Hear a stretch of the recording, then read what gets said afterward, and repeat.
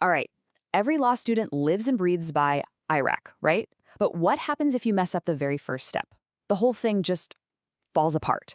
That's why today we're zeroing in on the I, issue spotting. Honestly, this is the master key that unlocks your entire legal analysis. So let's dive in.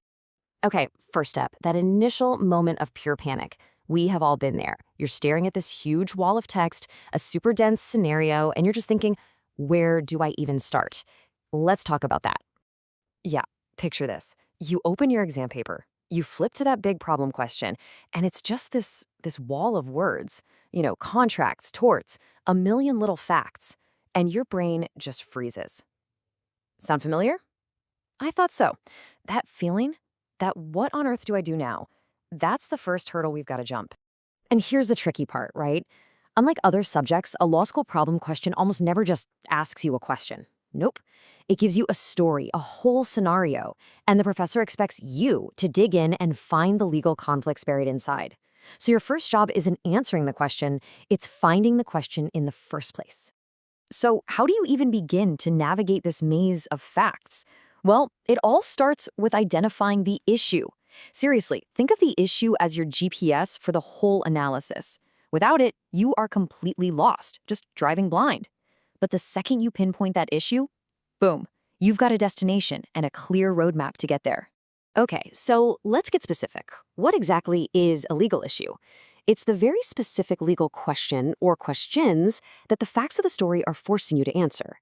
It's not about who wins in the end, it's about the little legal puzzles you have to solve to even get to that final outcome.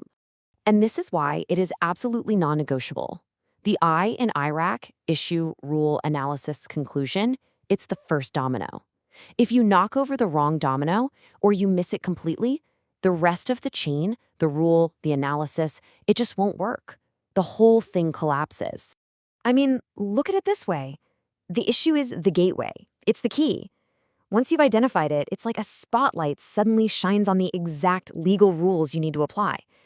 If you don't spot the issue, you're just fumbling around in the dark, you know? You have no idea which legal principles even matter. All right, moving on.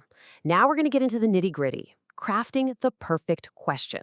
Because look, knowing you need an issue is one thing, but writing a good one, that's the real skill. Let's talk about how to turn a vague, kind of useless question into something that powers your entire answer. Okay, let's start with a classic mistake. So many students, and I mean so many, are tempted to frame the issue just like this. Will the defendant win the case? And you get it, right? It seems logical. It's the big question. But here's the thing. As a legal issue for your IRAC, it's totally useless. And let me tell you why. A super broad question like, who's going to win, it doesn't point you to any specific legal rule. There's no case law it directs you to. That's the question your client asks you. Your job as the legal expert here is to figure out these specific legal questions that will lead you to that final answer. Just look at this comparison. It makes it so clear. On the left, you've got that generic, unhelpful question. But on the right, was the contract binding if there was no consideration? Now that is a fantastic legal issue. See the difference? It immediately tells you what to do. Go look up the rules on contract formation, specifically about consideration. It's specific, it's actionable, it's perfect. So here's the big takeaway from this section. A really well-written issue is like a giant, flashing neon sign.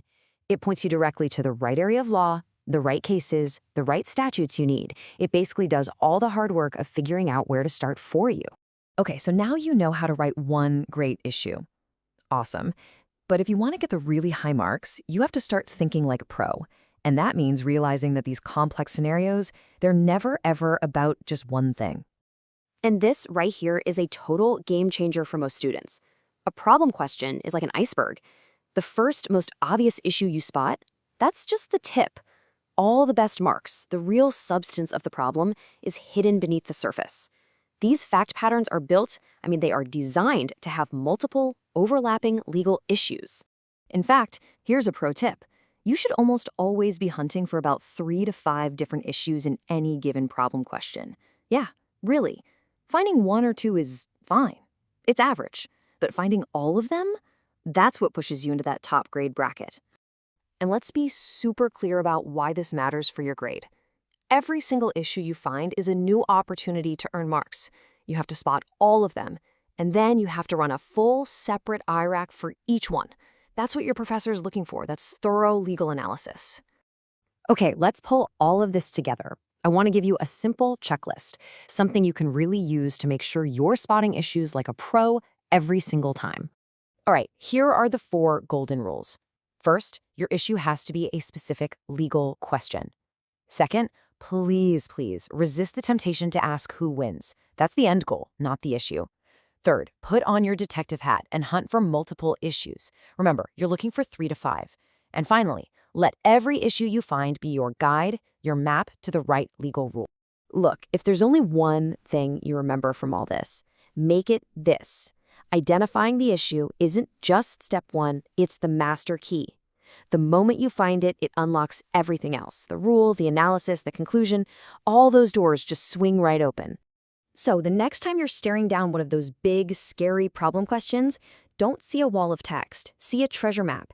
The facts are your clues, and your job is to find every single spot where X marks the issue. So, which one are you going to uncover first?